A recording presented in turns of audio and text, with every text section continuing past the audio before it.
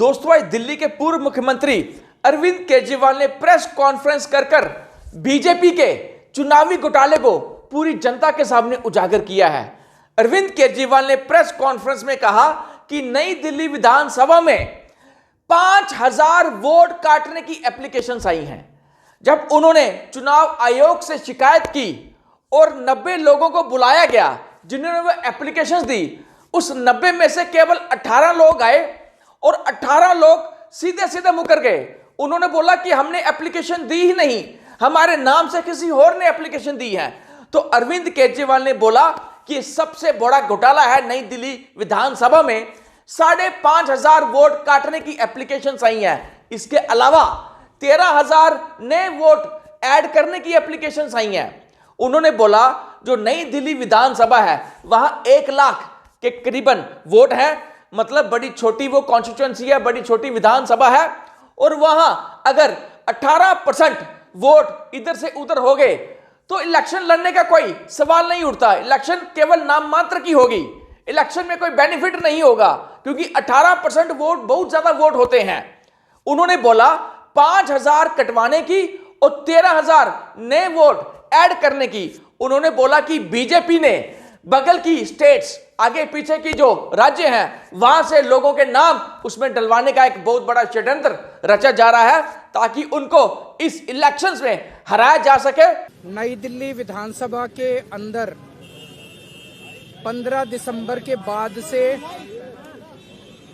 कल तक यानी कि 8 जनवरी तक 7 जनवरी तक 22 दिन में 5,500 वोट कटने के लिए आ गए हैं।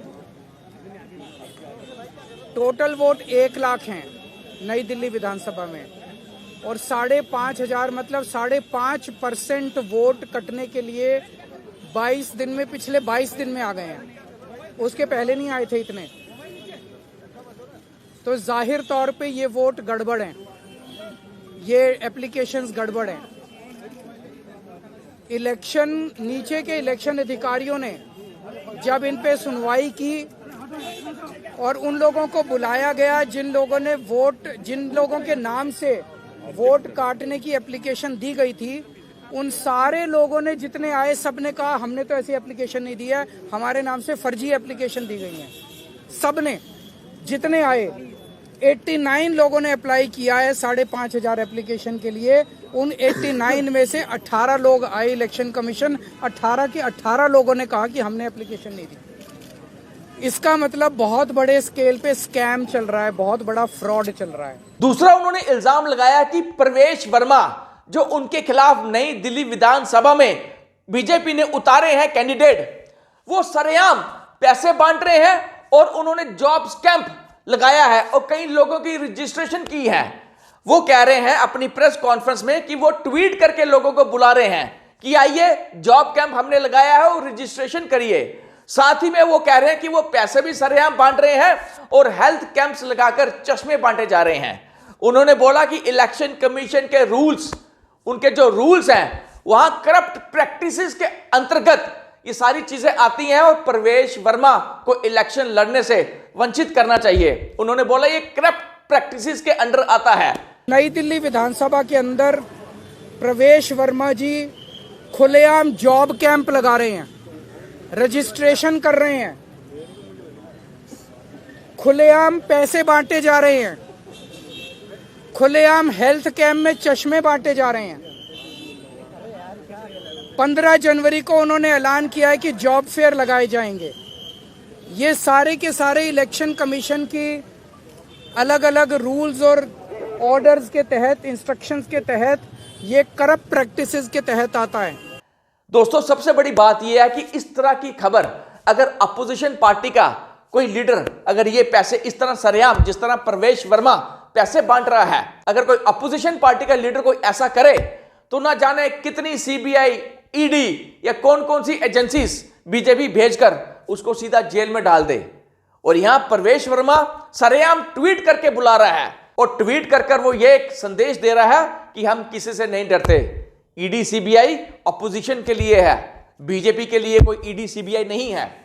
दोस्तों, क्या इस दिन के लिए हमारे फोर फादर्स जिन्होंने संविधान बनाया, 2 साल 11 महीने और 18 दिन लगे संविधान को बनाने के लिए। क्या इस दिन के लिए संविधान बनाया था कि लोकतंत्र को तार तार कर दिया जाए, कि इलेक्शन जीतने के लिए किसी हद तक सत्तारूढ़ी पार्टी जा सकती है? दोस्तों, हाल ही में जब इलेक्शन कमीशन ने दिल्ली विधानसभा के चुनाव की डेट्स घोषित की, chief election commissioner Rajiv Kumar ने कहा कि वोट काटने की जो प्रक्रिया है बहुत टफ है, बहुत कॉम्प्लेक्स है और ये इतनी आसानी से ये चीज नहीं होती। अरविंद केजरीवाल ने शुक्रिया अदा किया इलेक्शन कमीशन का कि उन्होंने आश्वस्त किया अरविंद केजरीवाल आम आदमी पार्टी को कि इस तरह की मल प्रैक्टिसेस हम अलो नहीं करेंगे और जो वोट काटने और ऐड करने का जो खेला नई दिल्ली विधानसभा में रच रही है भाजपा, हम इसको नहीं होने देंगे। दोस्तों, सबसे बड़ी बात, हाल ही में पंजाब और हरियाणा हाई कोर्ट ने एक आदेश पारित किया जिसके तहत हरियाणा इलेक्शंस में जितने भी दस्तावेज हैं वो वकील महमूद पराचा को इलेक्शन कमीशन द्वारा मुहैया करवाने के लिए कहा गया।